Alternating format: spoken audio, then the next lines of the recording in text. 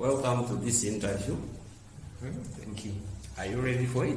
I'm ready. Yeah, I'll ask you some couple of questions. And my first question says, what are the three branches of government? Three branches. Yes. Three branches of government. I think executive, there's legislative. Another one is it judicial? Yeah, I think so. Okay, all right.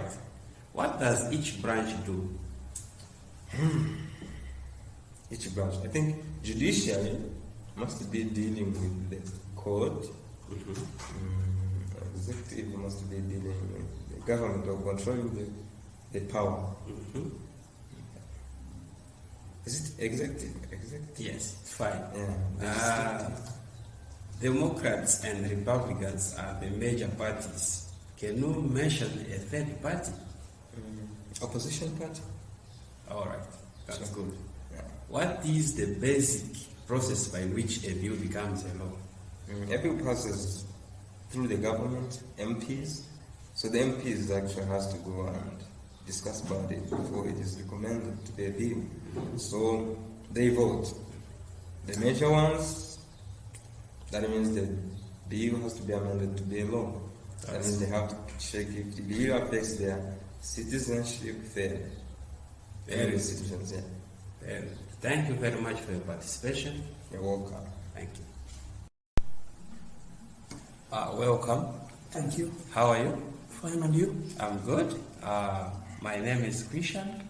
I'm a student from Southern New Hampshire University. I'm here to conduct this interview with you. Are you comfortable? Yes, I'm comfortable. Okay. In short, my first question is, what is the three branches of government?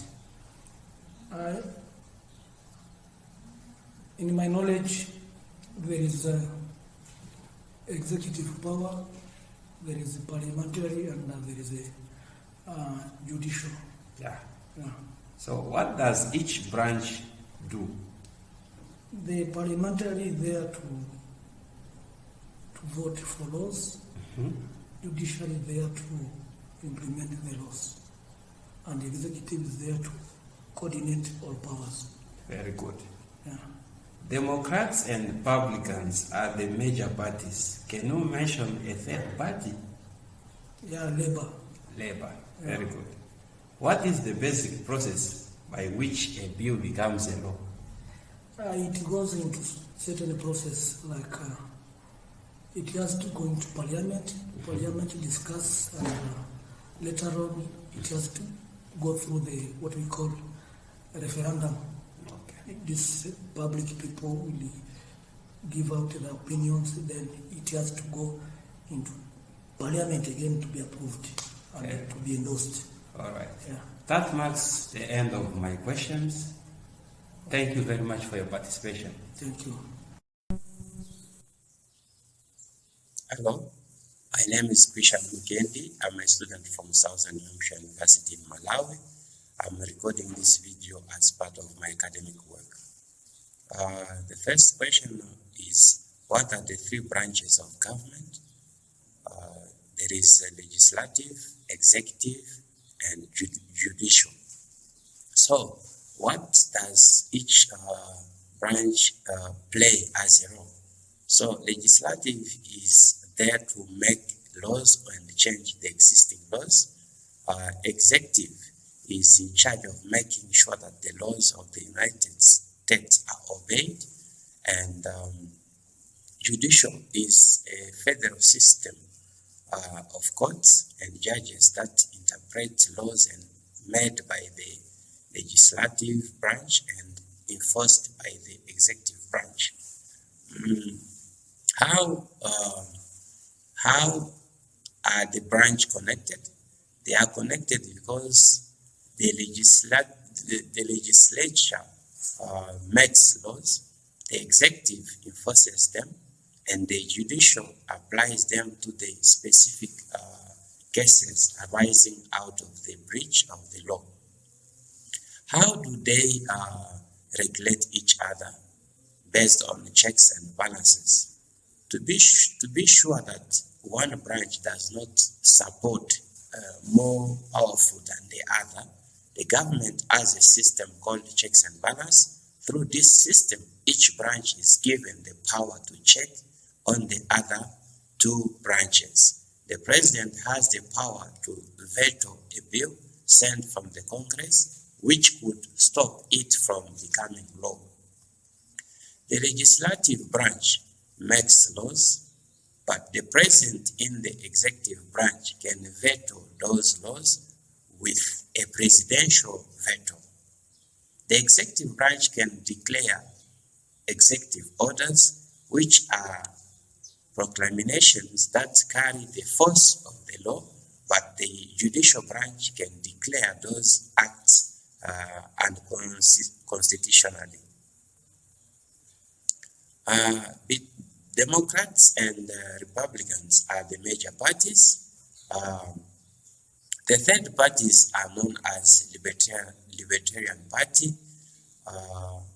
There is also a Green Party and Constitutional Party.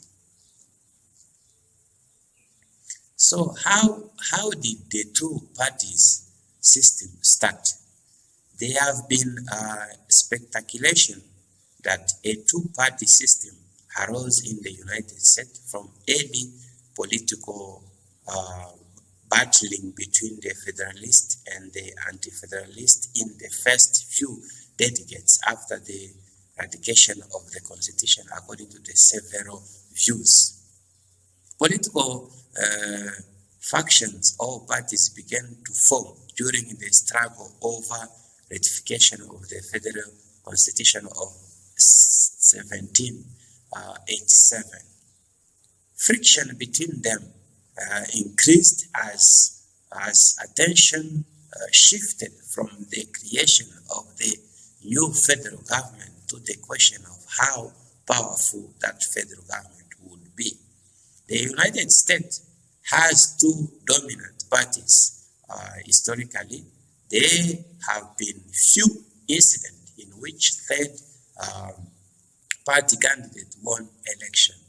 Under the second party system, the Democrats and Republican Party split during the election of 1824 into Adams' men and Jackson's men. What impact does the major, or what impact do the minor parties have on national politics? Therefore, third parties do play an important role in the national politics. Third parties usually organize and mobilize around a single issue or position, putting pressure on candidates from the major politics parties to address these issues. For example, segregationist American Independent Party candidate George Wallace gained 13.5% of the population vote in the 1968 election. In response, the Republican Party adopted a Southern strategy to win the support of conservative Democrats in the South who opposed the new civil rights movement. Libertarian Party support laissez-faire policies, small government, and is characterized by the being socially liberal and fiscally conservative. The Green Party is a conservative party that emphasizes based on eco-socialism, and finally, the Constitutional Party is a socially and fiscally conservative party backed by the religious right. Although it is likely that the third party candidate will never gain plurality of the vote, they can influence the election by taking votes away from a major party candidate. This was at issue during the election of 2000. Green Party presidential candidate Ralph Nader took vote away from Democrats Al Gore, a situation that some felt contributed to the victory of Republican George Bush. Lastly, what is the basis by which a bill becomes a law? A bill becomes a law. For a bill to become a law, there are steps. So there are 9 steps. The first step is where the bill is drafted. Any member of Congress, either from the Senate or the House representative who has an idea for a bill, can draft a bill. The second step, the bill is introduced. Once the bill is drafted, it must be introduced. If the representative is a sponsor, the bill is introduced in the House. Step 3, the bill goes to the committee. As soon as a bill is introduced, it is referred to a committee. Both the House and the Senate have various committees composed of groups of Congress members who are particularly interested in different topics such as health and international affairs. Step 4, subcommittee review of the bill. Subcommittees are organized under committees and have further specialization on a certain topic. Often, committees refer bills to a subcommittee for study and their hearings. Step 5, committee markup of the bill. When the hearings and the subcommittees review are completed, the committee will meet to mark up the bill. Step 6, voting by the full chamber on the bill. Once the bill reaches the floor, there is additional debate and members of the full chamber vote to approve any amendment. The bill is then passed or defeated by the members voting. Step 7, referral of the bill to the other chamber. When the House and Senate passes a bill, it is referred to as the other chamber, where it is usually follows the same route through committees and finally to the floor. Step 8, the bill goes to the President. After both the House and the Senate have approved a bill in identical form, the bill is sent to the President. If the President approves of the legislation, it is signed and becomes the law. Step 9 and the last one, overriding a veto. If the President votes a bill, Congress may attempt to override the veto. If both the Senate and the House passes the bill by a 2/3 majority, the President's veto is overruled and the bill becomes the law.